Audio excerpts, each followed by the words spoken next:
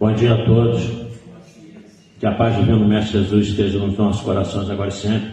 Hoje nós temos a presença do nosso querido amigo Elisona, sempre disposto a ajudar a casa aí nas suas palestras, sempre fruto de muitos estudos dele. Mas antes da gente passar a palavra para ele, que vai nos falar sobre Allan Kardec, o codificador da doutrina espírita, por isso nós estamos aqui hoje, nessa doutrina maravilhosa, graças a ele, sem dúvida alguma, e obviamente aos espíritos superiores que trouxeram essa mensagem sob a égide do Cristo. Nós vamos ler uma parte do livro Pão Nosso, psicografia de Franciscano Xavier pelo Espírito Emmanuel, capítulo 5, Salários. É uma fala de João Batista, registrada por Lucas, capítulo 3, versículo 14. E contentai-vos com o vosso soldo. Aí Emmanuel faz uma análise. A resposta de João Batista aos soldados que lhe rogavam esclarecimentos é modelo de concisão e bom senso. Muita gente se perde através de inextricáveis labirintos em virtude da compreensão deficiente acerca dos problemas de remuneração na vida comum. Operários existem que reclamam salários devidos a ministros sem cogitar das graves responsabilidades que não raro convertem os administradores do mundo em vítimas de inquietação e da insônia, quando não seja em mártires de representações e banquetes. Há homens cultos que vendem a paz do lar em troca da dilatação de vencimentos. Inúmeras pessoas seguem da mocidade à velhice do corpo, ansiosas e descrentes, enfermas e aflitas, por não se conformarem com os ordenados mensais que as circunstâncias do caminho humano lhes assinalam, dentro dos impercustáveis desígnios. Não é por demais, não é por demasia de remuneração que a criatura se integrará nos quadros divinos. Se um homem permanece consciente quanto aos deveres que lhe competem, quanto mais altamente pago, estará mais intranquilo. Desde muito, esclarece a filosofia popular, que para a grande nau surgirá a grande tormenta. Contentar-se cada servidor com o próprio salário é prova de elevada compreensão ante a justiça do Todo-Poderoso. Antes, pois, de analisar o pagamento da terra, habitua-te a valorizar as concessões do céu. Mais uma bela página de Emmanuel, nos falando sobre esse problema que as pessoas têm, muitas vezes, ao apego excessivo às coisas materiais. É natural que a gente queira ter uma boa remuneração, ter uma vida tranquila, conseguir comprar as coisas que nós necessitamos. Eu sempre costumo dizer, se a gente puder ter uma boa casa, um bom carro, nos vestir bem, nos cuidar, nos tratar, tudo isso é natural. Mas não deve ser uma preocupação excessiva com esses valores materiais do mundo. Porque conforme ele termina a frase, precisamos lembrar que tudo são concessões do céu, tudo são concessões de Deus. E ele fala aqui da reclamação do salário dos soldados ali ao João Batista. E a gente vê isso no cotidiano. Eu sou servidor público há quase 30 anos e a gente escuta muito isso. Eu sempre tive carguinhos de chefia, que isso não me engrandece nada. Mas sempre falei para as pessoas que trabalham comigo, quando reclamam do salário que ganham, falo, nada impede você fazer um concurso e ir para outro lugar e ganhar mais. Mas enquanto você está trabalhando aqui, é daqui que você tira o seu salário e é isso que te sustenta.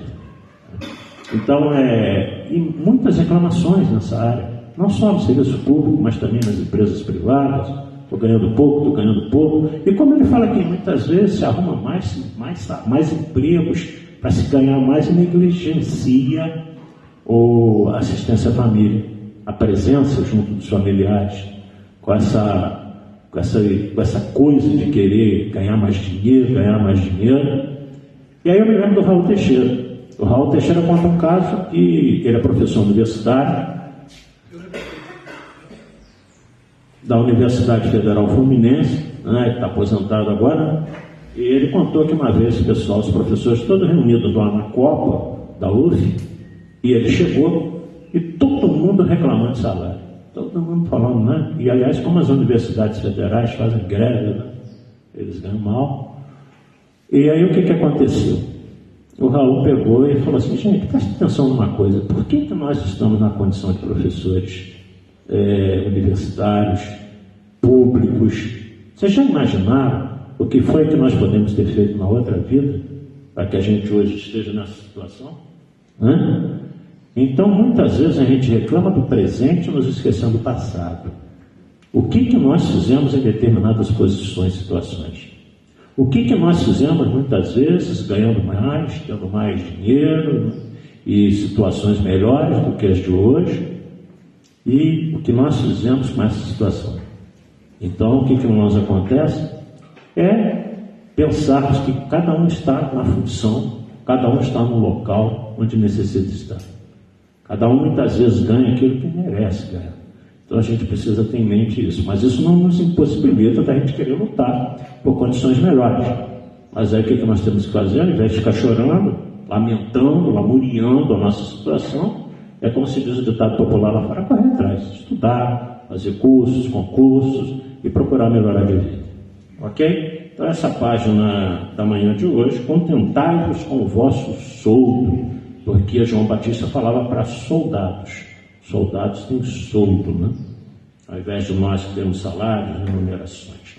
Então essa página da manhã de hoje, a gente vai fazer uma prece para passar a palavra ao nosso amigo Elisônio.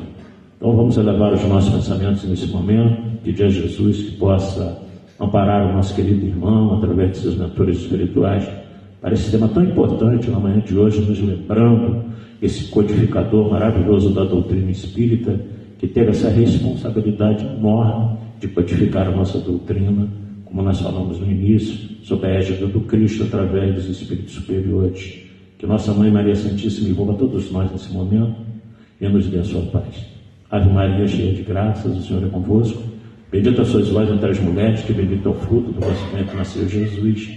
Santa Maria, Mãe de Jesus, rogai a Deus por nós, pecadores, agora e na hora do nosso desenlace. E assim, com essa prece, nós passamos a palavra para o nosso amigo Elisônio.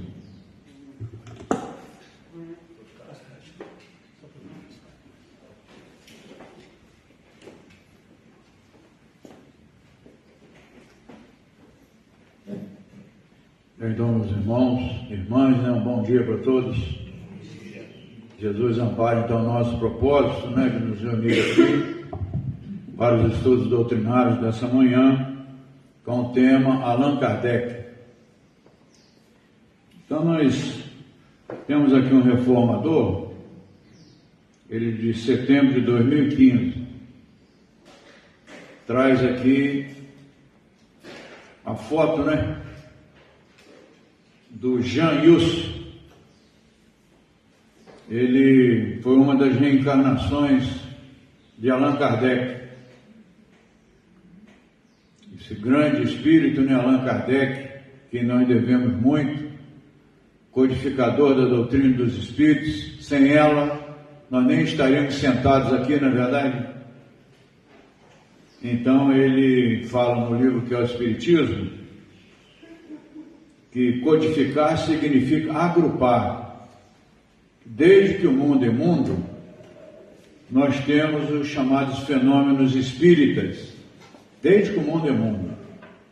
Desde lá do homem de Neandertal, Cro-Magnon, Homo sapiens sapiens, nós já tínhamos comunicações dos desencarnados com os encarnados. Então é antigo, evidentemente, esses fenômenos espíritas, e que ele já ao longo de todos esses anos, ele então conseguiu agrupar, Então codificar significa agrupar. E nós temos um outro reformador, de 1993, fala João Hus, do Hinaldo Lacerda Lima, que também faz estudos, Temos também esse livro aqui, Luminares Tchecos, do Conde Rochester, onde aí sim, através da médium Vera Krijanovskaya, nós temos a verdadeira história de Jean Hus, desde o seu nascimento até a sua desencarnação. É um livro que devia estar na nossa cabeceira. Alguém conhece esse livro aqui? Acho que ninguém conhece, né? Conde Rochester, Os Luminares Tchecos. Então, esse reformador, de setembro de 2015, ele traz muitas informações desse livro, né, de outros, acerca de Allan Kardec e Jean Hus, sua reencarnação. Então, também João Hus, nós temos aqui os estudos de Hinaldo Lacerda, né, de Lima, baseados em Humberto de Campos, Chico Xavier, aonde as informações chegam para nós de quem teria sido Allan Kardec, né? Esse grande espírito que todos nós agradecemos muito. Então, uma das suas reencarnações, não vamos falar de outras que a gente conhece, que a doutrina espírita, né, nos informa, é que existia assim num castelo, que nos fala aqui Humberto de Campos, através de Chico Xavier, num castelo, né, tinham lá grandes missionários em todas as épocas, cada um dentro da sua especificidade, ou seja, uns viriam no campo da arte, outros viriam no campo da ciência, outros viriam no campo da filosofia, outros viriam, assim, no campo da religião, milhares. Aí nesse era um castelo, na latinidade, ou seja, provavelmente em cima da França, que a França é um país latino como nós somos também, todos descendemos dos celtas, de qual também descendem os druidas. Allan Kardec, como sabemos, teve uma reencarnação como druida, nas Galhas antigas, que hoje é a França, na ilha de Seine, na região da Normandia, quando ele foi um sacerdote com o nome de Allan Kardec, né? Sacerdote druida. Daí Zéfiro ter falado para ele: você coloca nas obras não o seu nome, mas coloca o seu pseudônimo dessa reencarnação que você teve como sacerdote druida. Então, as informações de Humberto de Campos para nós, nesse grande conclave que aconteceu, né, num castelo no coração da latinidade. Depois de se dirigir aos numerosos missionários da ciência, da filosofia, destinados à renovação do pensamento do mundo no século XIX, Jesus aproximou-se do abnegado Jean Hus e falou generosamente: não serás portador de invenções novas, não te deterás no problema da comodidade material à civilização, nem receberás a mordomia do dinheiro, ou da autoridade temporal, mas deponho-te nas mãos a tarefa sublime de levantar corações e consciências. É indispensável estabelecer providências que amparem a fé, preservando os tesouros religiosos da criatura. Confio-te a sublime tarefa de reacender a lâmpada da esperança no coração da humanidade.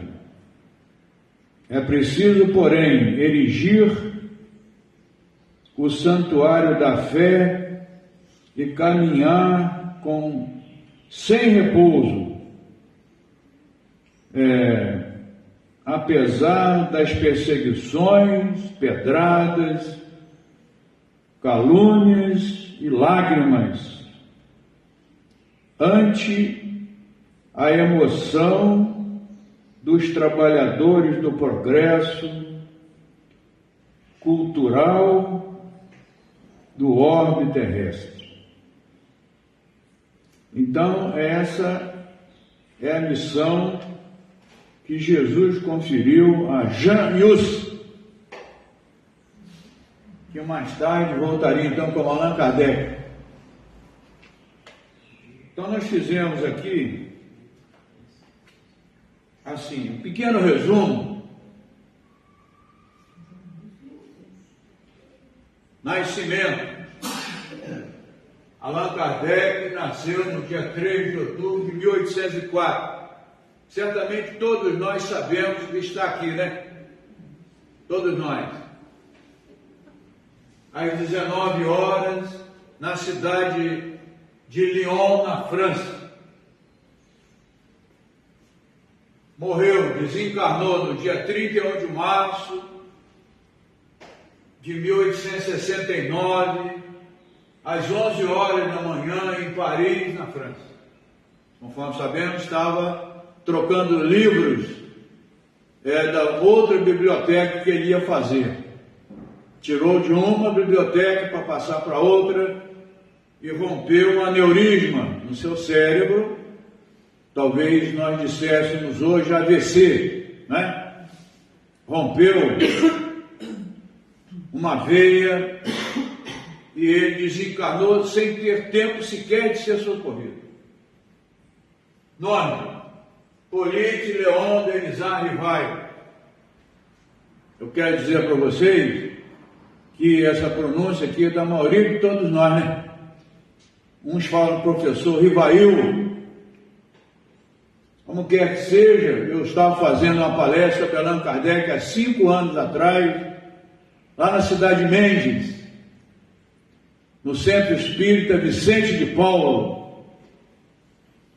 Aí, no meio da palestra, quando eu falei esse nome, um irmão levantou a mão assim e falou: me permita, pois não. Eu sou professor de francês, sua pronúncia está incorreta. Eu falei: mas o Divaldo Pereira Franco, com toda essa play, né, de espíritos superiores, fala dessa maneira. Ele falou, está falando errado. Está falando errado. Então, aportuguesamento, né, do nome francês. Mas a pronúncia certa é Hippolyte Léon Denisard Rivail. Olha a diferença. Eu falei: realmente aprendi isso, nunca mais eu esqueci, né? Hippolyte Léon Denisard Rivail, que as vogais se contraem, me explicou lá tudo direitinho, né? Eu agradeci muito. Sexta-feira agora, eu tive também lá no Estudando a Verdade, fazendo esse tema aqui. Aí um outro irmão também levantou a mão. Era também estudioso do francês. Olha, a pronúncia realmente é essa aí mesmo. Então a pronúncia correta é essa, né? Aos 10 anos, ele foi levado pelos seus pais, Jean-Baptiste Rivail, e a sua mãe, Jeanne do Ramel. Foi estudar no internato. Com 10 anos, lá na cidadezinha de Yverdun, um castelo chamado Loheringen. Poucos de nós sabemos disso, né?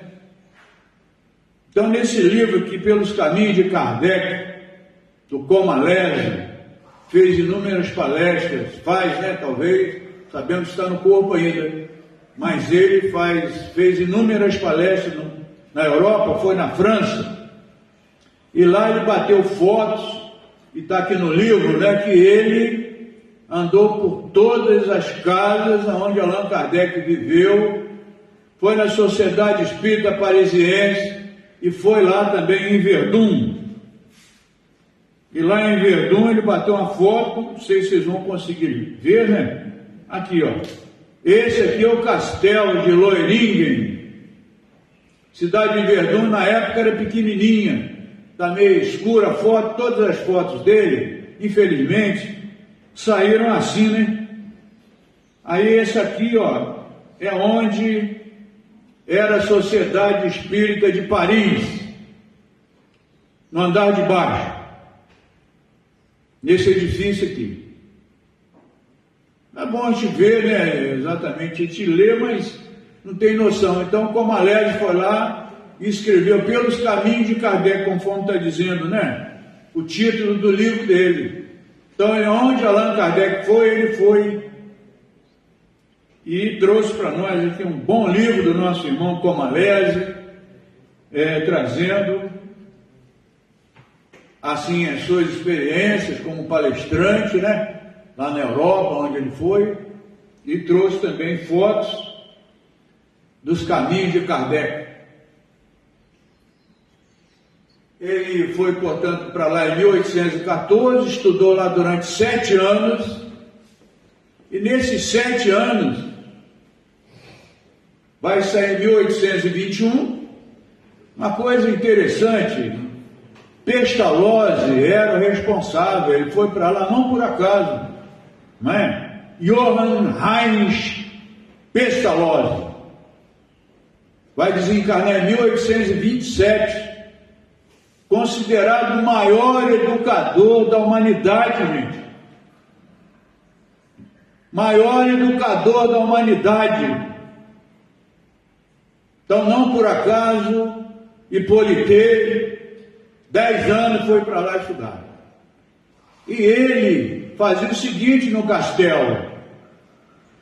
Tinham então crianças ricas e crianças pobres. Então ele recolhia crianças pobres do meio da rua, lá de Verdun, e as levava para lá. Crianças que pediam esmola. Ele era frontalmente contra a esmola, porque ele achava que a criatura tinha que se educar para ganhar o seu recurso. Mas, infelizmente, nem sempre pode ser assim, né? Que no nosso país, 33 milhões de pessoas que passam fome. Um absurdo para o país que é o celeiro do mundo. 33 milhões passando fome. Chega a 100 milhões, na verdade, que não consegue fazer mais de uma refeição por dia. Um absurdo, não é? Quem faz menos somos nós aqui embaixo. O governo faz muito, faz. Esse governo aí está fazendo muito. Sempre fez. Pelos pobres. Mas quem faz mesmo somos nós aqui embaixo. Seja com as nossas cestas básicas, seja com o nosso vestuário, enfim, como podemos nós ajudamos os pobres, os miseráveis, né? Os famintos. Então ele colhia lá aquelas crianças pobrezinhas e lá as levava para o castelo. Aqueles que podiam pagar, como o pequeno Hippolyte, porque seu pai, Jean-Baptiste Rivella, ele era juiz de direito, tinha recursos monetários, e outros que levavam seus filhos para lá. Então foi lá que Pestalozzi viu o destaque da inteligência do pequeno Hippolyte, viu? E o coloca na condição de monitor da turma. Olhem só que interessante. Ele saía muito e fazia lá, levava o seu trabalho para a Alemanha, levava o seu trabalho para a Suécia, levava o seu trabalho para a França, para a Espanha, para Portugal, para outros países europeus. era muito chamado porque o seu método diferenciava, né? Eu sei que tem muita gente aqui que já está com o cabelo branco, o cabelo já caiu, o cabelo está pintado, e nós nos lembramos que na nossa época, né, nós vimos aquelas crianças excepcionais, a gente aí chamava de pestalozzi. É ou não é verdade? É verdade. Mas é completamente errôneo, mas era o método de educação das crianças excepcionais, que eram os métodos educacionais dele. Até hoje, vige os métodos educacionais de Pestalozzi. Não por acaso o Alto, então, intui seus pais para deixá-lo lá. Durante 7 anos, os pais é que iam visitá-lo. Ele ficou internado 7 anos. Quando ele saiu em 1821, ensinava 150 crianças. Lá dentro do castelo de Riverdun, tinham 150 meninos. A maioria era pobre. Então, para quem presenciou também, como eu presenciei, métodos educacionais de palmatória, menino que era mais rebelde, tinha que estender a mão na frente da professora. Alguém pegou isso aqui ou não? Pelo jeito não, né? Eu peguei, botava a mão estendida assim, ó. Professora, batia nele. Peguei também caroço de milho. Ajoelha aí de castigo. Caroço de milho. Alguém pegou isso, não? Pegou? Pois é.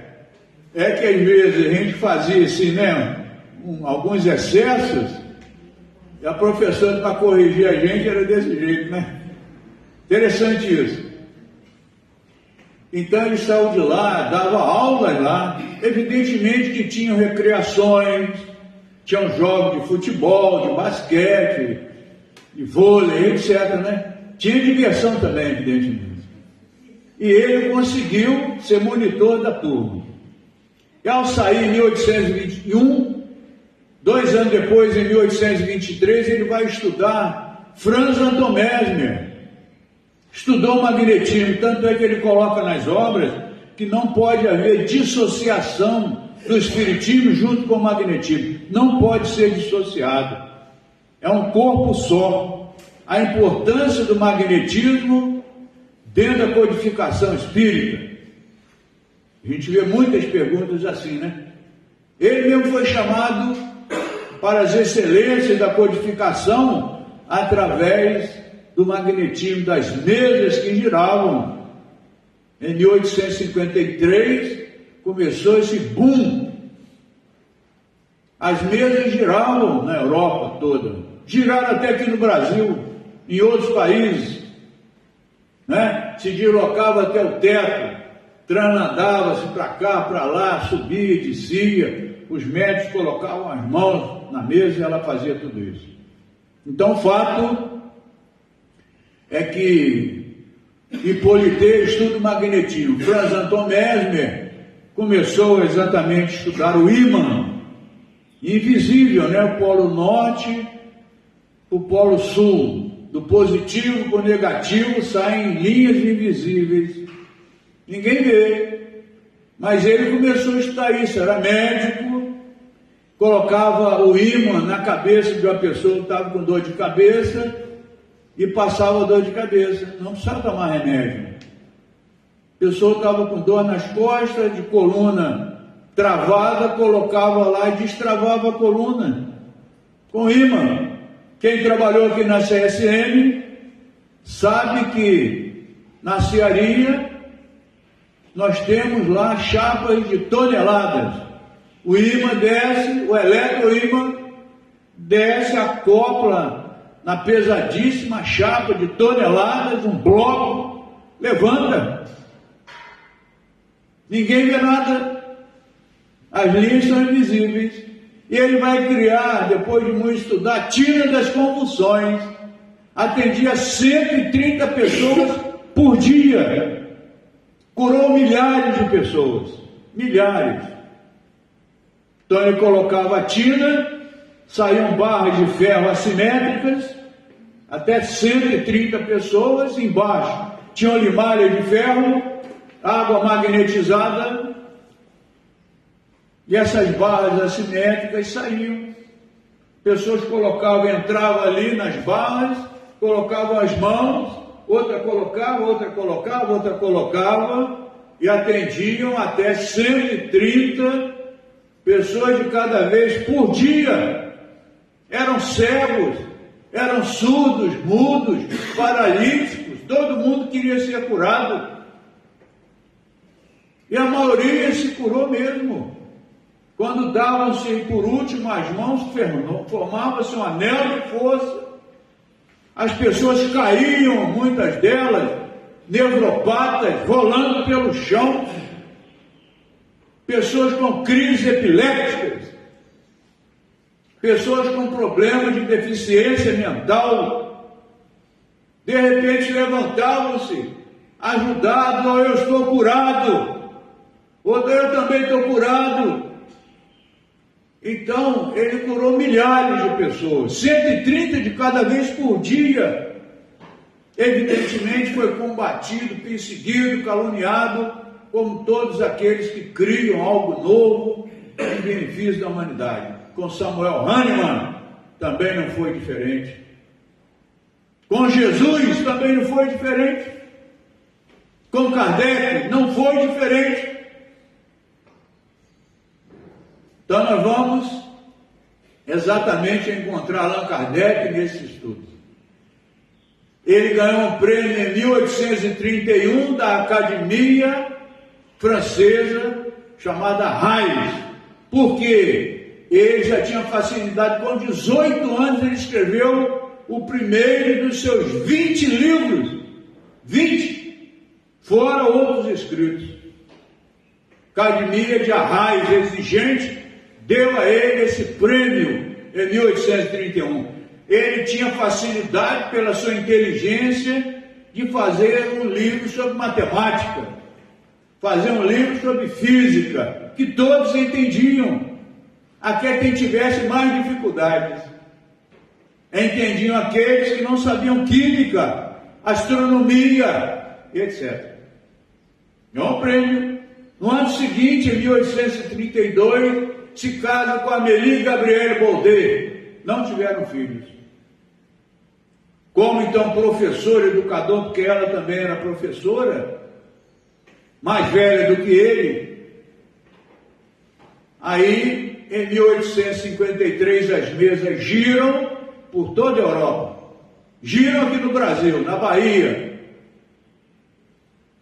Em 1854 se encontra duas vezes com um amigo dele de magnetismo chamado Sr. Fortier. Polité, as mesas giram. Nós que estudamos juntos, Fortier, magnetismo, sabemos que o magnetismo pode fazer com que a mesa gire. Aí nesse mesmo ano, ele volta a se encontrar e fala: Polité, as mesas, além de girarem, elas respondem as nossas perguntas. Ele ainda diz assim: mas ela não tem cérebro, não tem sistema nervoso, como é que ela pode responder alguma coisa? Aquilo chamou a atenção dele. Então ele convida para ir na casa da senhora Roger, médium clarividente sonambúlica, aonde nós temos informações dela na revista Espírita que ele criaria no dia 1º de janeiro de 1858. Eu tenho na minha casa todos os volumes encadernados até o ano de 1869, quando ele desencarnou. Era uma revista por mês, portanto 12 por ano, onde ele trazia importantes esclarecimentos, como da senhora Roger, que era médium clarividente sonambúlica. Uma vez um senhor desapareceu. Família preocupada foi nos hospitais de Paris, foi nas delegacias, procurou por toda parte, não encontraram o irmão. Vamos na senhora Roger. A senhora Roger era assim, né?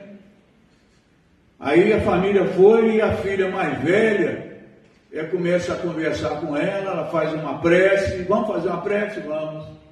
Fizeram uma prece e ela entra no transe, ela dorme no sonambulismo e o guia espiritual dela começa a mostrar para ela, nesse desdobramento, a clarividência, que é a evidência clara. Ó, eu estou vendo, mas você tem alguma coisa ligada a ele? Aí entregou uma carteira, ela segurou a carteira dele nas mãos e o guia espiritual começou a mostrar quadros para ela. Para a senhora Rogério, ó, veja seu pai entrando, pagando uma conta numa loja, sai, paga outra conta na segunda loja, de lá quando ele sai, alguma coisa chama a atenção dele nas margens do rio Sena. Ele atravessa a rua, desce, e a hora que ele está se abaixando, tudo isso dito pela senhora Rogério, ele está se abaixando para pegar esse objeto que chama a atenção dele, ele vai escorregar e vai bater com a cabeça atrás de uma pedra, teve traumatismo craniano e desencarnou, está morto.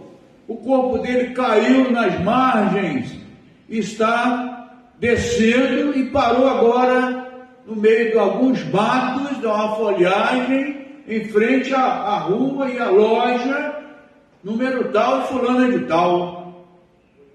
A família imediatamente foi para lá e acharam o corpo dele lá.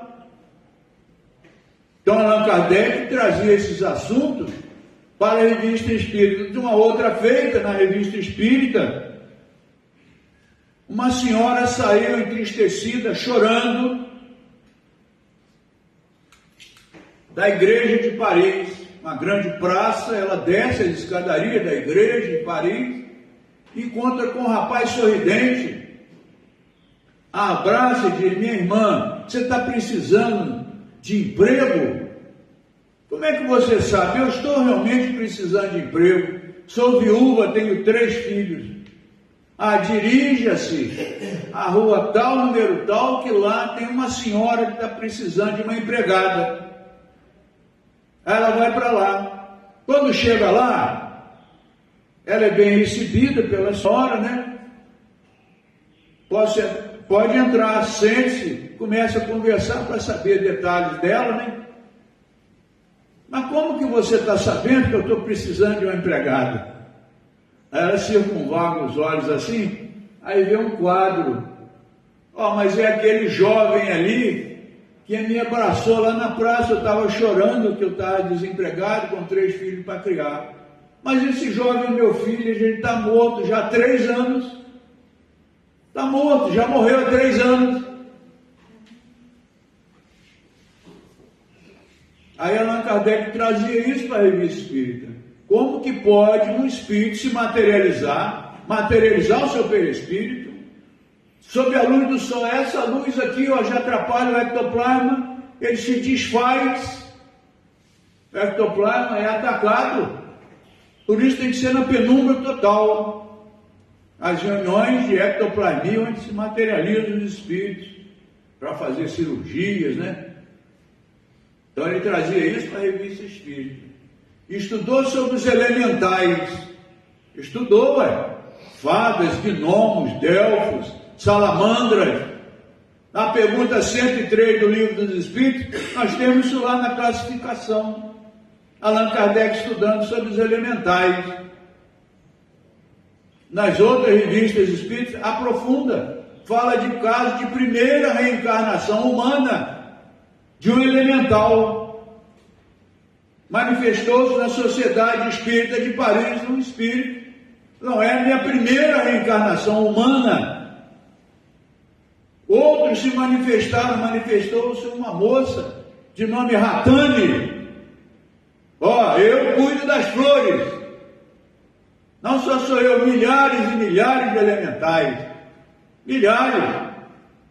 Para que a flor dê esse perfume. Nós trabalhamos muito nos campos, milhares de elementais. Então ele trazia esses estudos importantes. André Luiz fala também, né? em Nosso Lar, no livro Libertação, que até trouxemos aqui, ó, fala também. Então nós, assim, né, percebemos a codificação kardeciana é importante para nós todos. Os assuntos foram estendidos, ele escreveu 5 livros, conforme sabemos. 1855, encontra com o senhor Carlotti, ele vai na casa da senhora Roger, e lá não acontecem manifestações, mas a senhora Planemação estava presente, aí convida para que ele vá lá também. Lá sim acontece uma baqueta em cima de uma mesa, ela amarrava-se um lápis, folha de papel, e ela colocava a mão, transmitindo o ectoplasma, os espíritos utilizavam e escreviam as respostas. Ele mesmo fez perguntas no dia que ele foi lá na casa da senhora Planemação e percebeu que por detrás daquilo ali, às vezes perguntas assim mais fúteis que eram feitas, mas por detrás daquilo ali era um ensaio para uma grande informação que os espíritos traziam para a humanidade. É o que Jesus disse para ele: Janhus, se aceita perfeitamente, vou vir com essa missão. Então ele veio, né, e começou, quando o senhor Carlotti, colega dele de magnetismo, dá a ele 50 cadernos. Muitos dos estudos dos 50 cadernos foram feitos com a senhorita Javé também, né? E outros médicos, como a Eva Carrier, outra grande médium. Então, esses estudos, com a família Baldan, Caroline e Julie, entre outros médios, ele não cita muitos médios, com medo da perseguição que se poderia mover contra esses médiuns. Irmãs do Fá, a segunda edição do Livro do Espírito foi feita com ela. Tinha 12 anos só, Irmãs do Fá, que hoje escreve através de Vanderlei. Irmãs do Fá Espírito. Hoje, né? Adulta. E nós vamos ter informações então, que a Irmãs do Fá escreveu um livro sobre o Luís IX, que foi o rei da França. É ele quem aparece, esse grande espírito, né? Luís IX, ele quem está na codificação, respondendo as perguntas assim mais científicas na doutrina dos espíritos. Escreveu um livro sobre Joana d'Arc, Irmãs do Fá, jovem, 12 anos. E nós vamos encontrar então, no dia 18 de abril de 1857, esse extraordinário Livro dos Espíritos. Só que tinham 501 perguntas e 501 respostas. 3 partes somente eram divididas. Já com Irmãs do Fá, ele vai conseguir trazer a segunda edição, 18 de março de 1860. Ali então nós temos as 1018 perguntas que nós temos hoje. A original, né? Perguntas originais, 4 partes. E vamos encontrar exatamente no dia 9 de outubro de 1861, o que? Vamos encontrar Allan Kardec sendo criticado, 300 livros dos espíritos queimados em praça pública na cidade de Barcelona, na Espanha. Um bispo Antônio, depois de mais de 1000 anos em que a Inquisição e outras situações ligadas ao catolicismo, infelizmente, né, nós devemos ter tido lá, ou estado lá, não é isso? Nós aqui também. Então foram 1000 anos de trevas sobre a humanidade. Não se estudou nada, não se aprendeu nada, até o Galileu teve dificuldades, né? Para falar das suas teorias, quase foi parar na fogueira. E esse irmão Antônio, em 1861, estava tentando reviver novamente a Inquisição Católica. E ao tentar revivê-la, queimou 300 livros dos Espíritos. 300. Allan Kardec, quando soube na sociedade, Espírito, nós vamos processá-lo. O Espírito Santo respondeu, não. Ele vai divulgar a doutrina espírita, como divulgou. Não é? Quem está sendo queimado aqui? São livros espíritas. Aqui, 3 anos depois ele vai desencarnar, o Bispo Antônio. Vai aparecer na sociedade escrevendo lá, entristecido, arrependido. Ele falou assim, eu queimei os livros, mas não queimei as ideias que estão nos livros. E aquilo houve, então, por bem de fazer uma propaganda muito grande da doutrina dos Espíritos. Então, nós vamos encontrar em 1861 o Livro dos Médiuns, 1864 Evangelho segundo o Espiritismo, 1865 exatamente o Céu e o Inferno, e 1868 a Gênese. Completo, outros escreveu sobre a prece, que é o Espiritismo, entre outros, Iniciação Espírita, entre outros livros. Então nós trouxemos aqui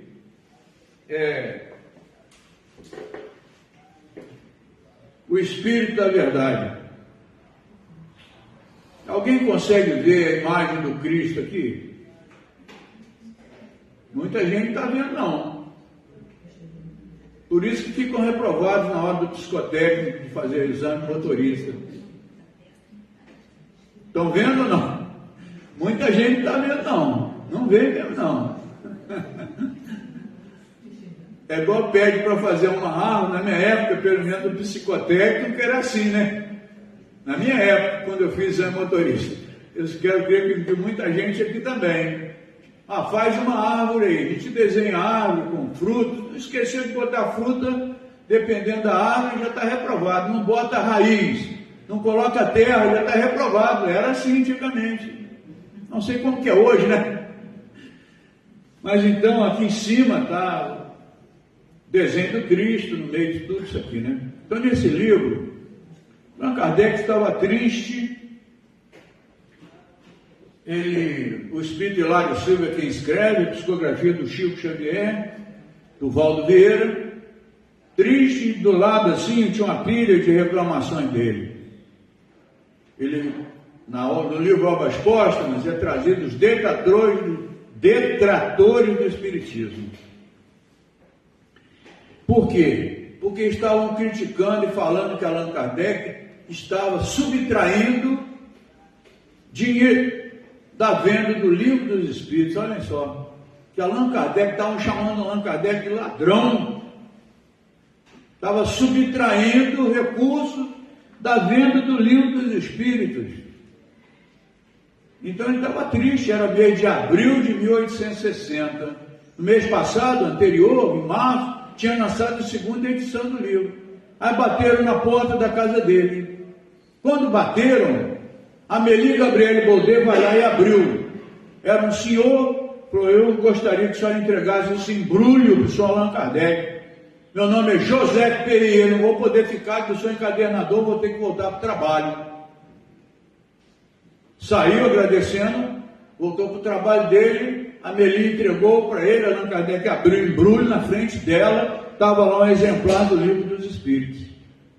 Nesse exemplar estava até um pouco úmido, dentro uma carta. Meu nome é José Perrier, perdi minha esposa o ano passado, no início, ela teve uma doença fulminante, desencarnou, eu não consegui, era muito feliz com ela, não consegui me recuperar, fiquei triste, entrei em depressão e resolvi me suicidar. E foi lá para a Ponte Marie, na carta ele escrevendo. A Ponte Marie hoje, provavelmente nós vamos vê-la agora no mês que vem, né, nas Olimpíadas na França. Porque o Rio Sena passa de baixo, vai ter corridas ali, etc. Então ele é nesse formato assim, o ponto mais alto. E ele pensou, eu não sei nadar, vou pular lá de cima e as correntezas do Rio Sena vão fazer com que eu morra por suicídio. Estou desgostoso da vida porque perdi a minha mulher. Aí fui lá para o ponto mais alto. Aí quando ele chegou lá, que ele apoiou para pular, bateu a mão dele no embrulho, o embrulho caiu para dentro. Ele levantou, chegou debaixo da luz, que era resina, né, queimada, não tinha luz elétrica, abriu. Quando ele abriu então o embrulho, tinha um exemplar do livro do Espírito, e dentro tinha uma outra carta. Ó, meu nome é Al Laurent. Se você pensa em fazer o que eu ia fazer, não faça. Leia esse livro, leve para sua casa e leia. Aí ele levou, Allan Kardec levou, ficou impressionado com o livro dos Espíritos. E voltou lá escrevendo, então, José F. Agradeço muito ao senhor Allan Kardec. O senhor salvou a minha vida. O senhor salvou a minha vida. E de muitas outras pessoas, com essa obra extraordinária, que é o livro dos Espíritos. Você e aqueles que fizeram com que essa obra viesse a lume. Aquilo deu uma injeção de ânimo em Allan Kardec, entristecido pelas críticas, mas agora tomou uma injeção de ânimo e vai em 1861 terminar o livro, então, dos médios e segue em frente, terminando as obras, conforme dissemos aqui. O restante das obras. Então, Allan Kardec ficou assim impressionado.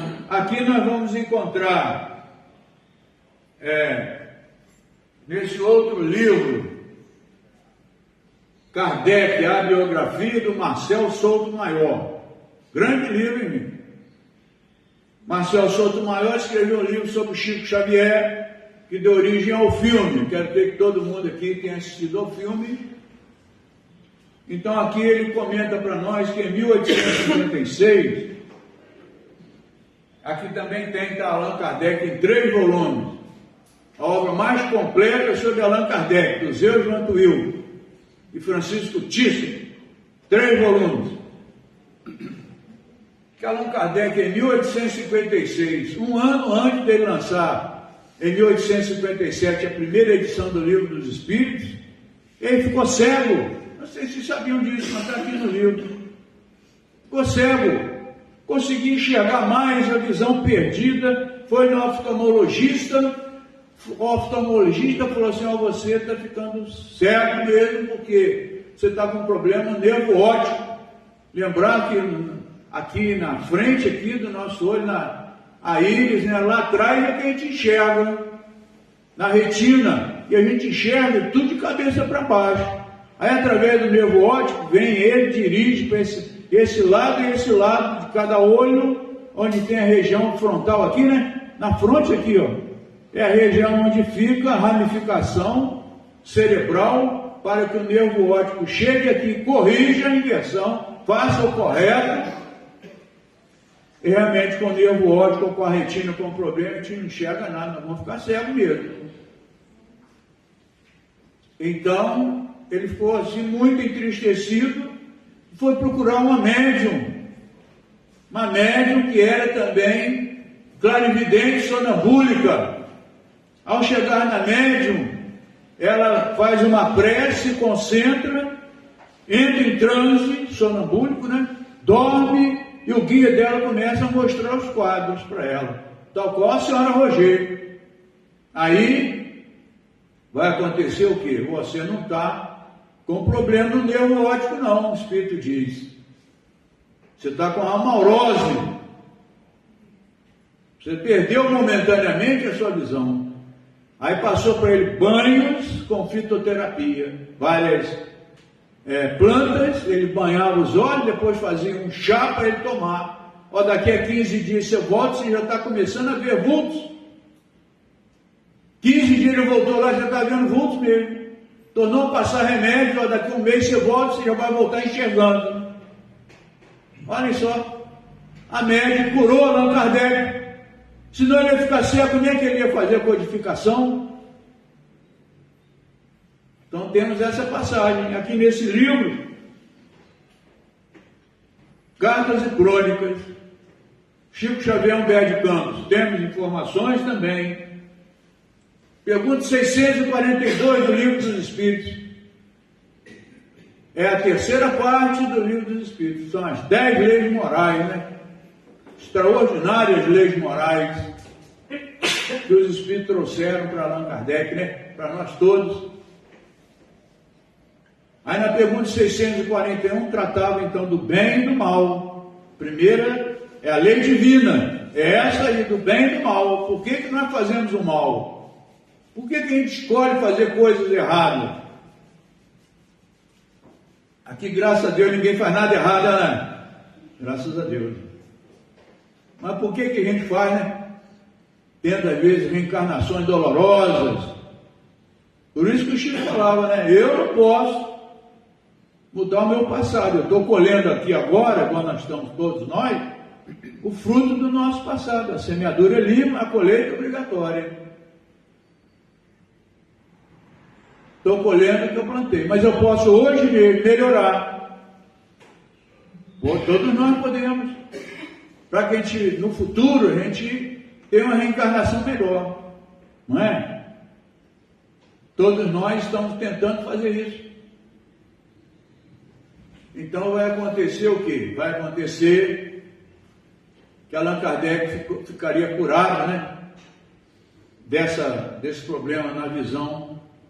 E na pergunta 642, ele leu naquele dia Martinho Lutero, grande criador do protestantismo, em 1517, pregou na igreja dele na Alemanha, em Wittenberg, 31 folhas, condenando venda de terreno no céu pelos irmãos católicos. Comprava-se terreno no céu, tinha que pagar, né? Muito, né? Declarava-se contrário à extrema unção. Na hora de morrer, a pessoa pagava e o sacerdote dava a bonificação, em vez de ir para o inferno, a pessoa ia para o céu no meio do caminho, né? Ia para o purgatório. Aí começou a questionar, mas a criança que morreu agora, nasceu e morreu, vai para onde? O céu ou o inferno? Não é possível. Aí criaram o limbo, que é um outro local intermediário. Então essas situações de céu e inferno estão começando a ruir lentamente. Ninguém está mais aceitando isso, né? Pessoas de bom senso não aceitam isso. Até o próprio padre, o Papa, aqui um padre da Argentina, que é o Papa, assim, abrindo muito, né, os conselhos da igreja, ele fala, ó, não tem fogo no inferno. Eu tenho a declaração dele lá. Não existiu nem Adão e nem Eva. Não existiram. Está melhorando, então não está? Está melhorando. Já não tem fogo no inferno? Então, são conceitos, né? Que nós hoje sabemos com a doutrina espírita que existem locais realmente difíceis, né? Os abismos, as trevas, né? Locais difíceis. Umbral, com 3 divisões, né? Enfim, a codificação espírita nos fala disso. E vai acontecer, então, que Martinho Lutero sonhou e foi levado pelo guia espiritual dele no paraíso. Aí viu, encontrou com o pai dele, com a mãe dele, vocês aqui, amigos, encontrou com muita gente, viu cidades, viu casas, viu animais, viu meios de transporte, viu árvores, viu morro, viu passarinhos. Que lugar que é esse aqui? Esse é uma, diz o guia para ele, uma das regiões importantes. Você classifica como paraíso, mas para nós é uma região do plano espiritual. Aí Kardec leu isso. Ela falou, quem sabe, né? Eu também não posso. Aí consultou o guia espiritual, não. Através do sono, nós vamos sair, eu vou te levar. Aí a hora que ele saiu, o guia espiritual levou, mas ao invés de subir para regiões melhores, desceu com as zonas do umbral, milhares de pessoas gemendo, gritando, desmaiando, pedindo socorro, porque estavam ali naquela escuridão, aquela região pantanosa. Aí Kardec perguntou para o guia assim, estão aqueles que condenaram Jesus à morte, na crucificação? Não, eles já estão se redimindo. Estão aí Gengis Khan com seu enorme exército? Também não.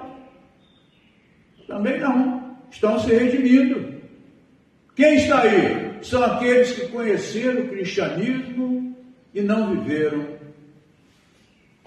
Graças a Deus nós não vamos para um lugar desse. Vamos? Não vamos não. Se Deus quiser, né?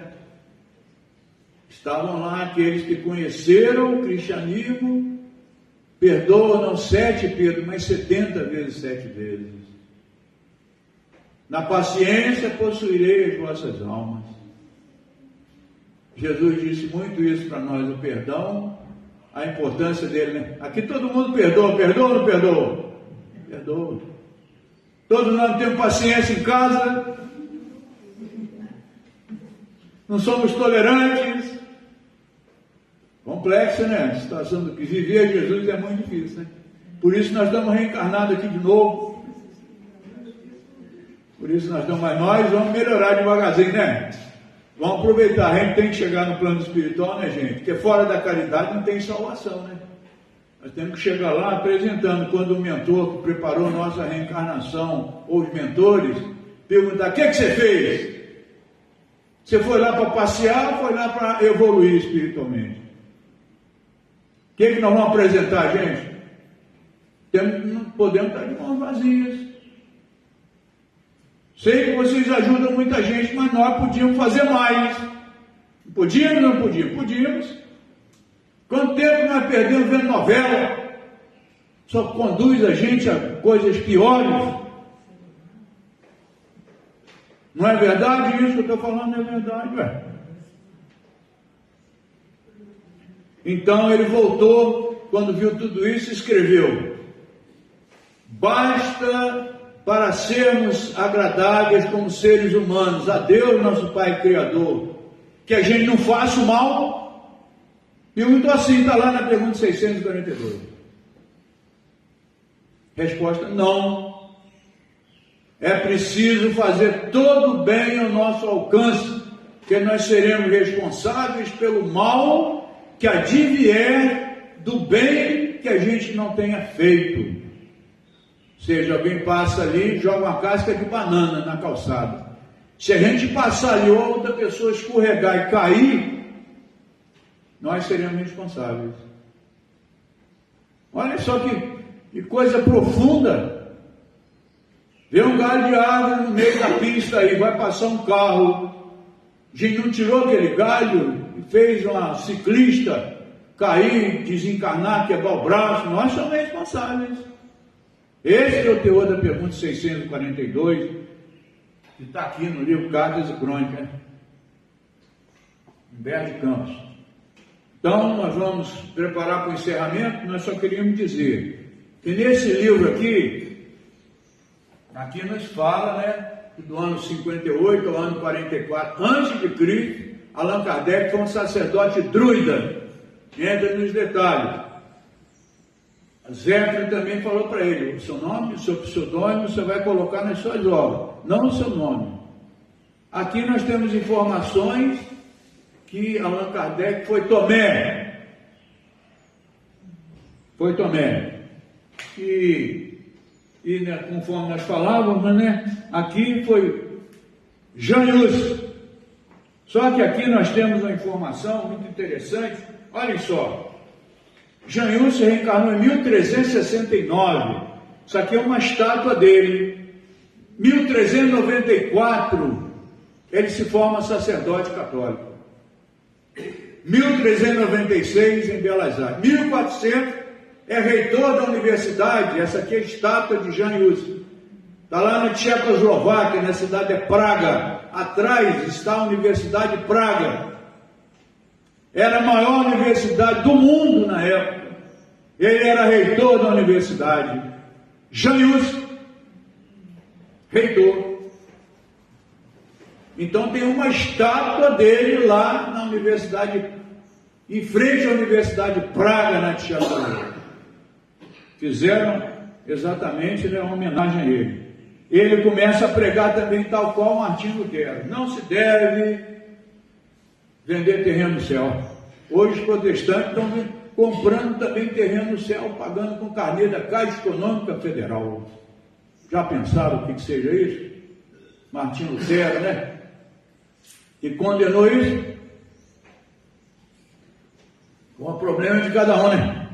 Problema de cada um. Então nós vamos encontrar exatamente o quê?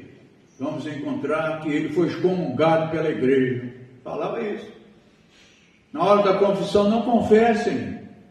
Você não pode expor para um vigário, um sacerdote, que ele também é um ser humano frágil, seus problemas. Fala assim também, 1410, 1412, excomungado outra vez, 1414 o chamam para Constância, para que ele expusesse a sua teoria. Aqui também nos fala de John Wycliffe inglês, que também era contra, lá na Inglaterra. No livro, nesse livro, nos fala que John Wycliffe voltaria com Leon Denis, e depois da morte de Kardec, quem estruturou mesmo, né, foi Leon Denis, após a morte dele, né? Então nós vamos encontrá-lo morto na fogueira.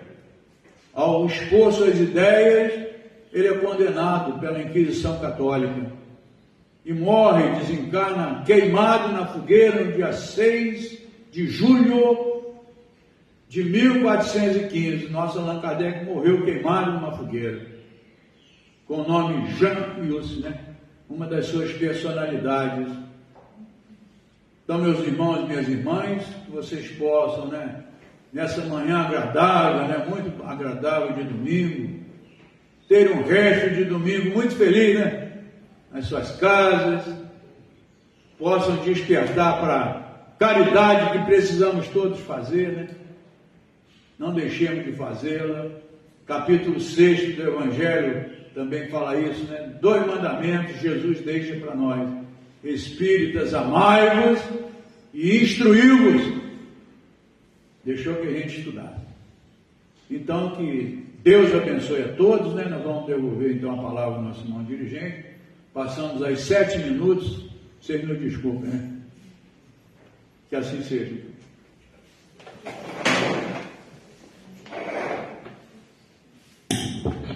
Agradecemos o Guerreiro pelo estudo da manhã de hoje.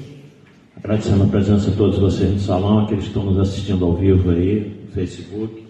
Quarta-feira agora, próxima, às 19h30, teremos a palestra da Fátima Baliza, com o tema Os Desafios da Fé, ok? No outro domingo, o Adriano, que vai nos falar sobre bem-aventurados que têm os olhos fechados. Aqueles que tiverem necessidade de passe, aguardem no salão, serão chamados de acordo com a quantidade de passistas lá dentro. Lembrando a vocês também que depois do passe tem aquele café fraterno, já costumeiro, de domingo lá fora, né, ali na saída ali. E agradecer a quem tem contribuído, trazido aí os bolos, os cafés, os chás, como o tio Miguel todo domingo, né? Muito obrigado a todos vocês. Vamos encerrar a primeira parte, então, agradecidos a Deus por essa oportunidade, agradecidos ao Guerreiro pelo estudo da manhã de hoje, que Jesus possa ampará-lo agora e sempre. Pai nosso que estás no céu, santificado seja o vosso nome, venha a nós o vosso reino, seja feita a vossa vontade, assim na terra como nos céus. O nosso de cada dia nos dai hoje, perdoai as nossas ofensas, assim como nós perdoarmos a quem nos tem ofendido. Não nos deixeis cair nas tentações do caminho, mas livrai-nos de todo o mal, porque são teus o reino, o poder e a glória para todos sempre. Lembrando a vocês também, hoje tem a peça no Cassemes, eu não sei se tem mais ingressos, não é? Se ingresso não, provavelmente não, né? Eu acho que sim. Na secretaria lá do Cassemes, às 19 horas, com o tema Transição, apresentado pelo Joana de Ângelo, obviamente, uma atriz, né, interpretando ela, ok? Ou pelo digital aí, eu acho que ainda dá para comprar o ingresso. Então, muita paz a todos, bom domingo, fiquem com Deus.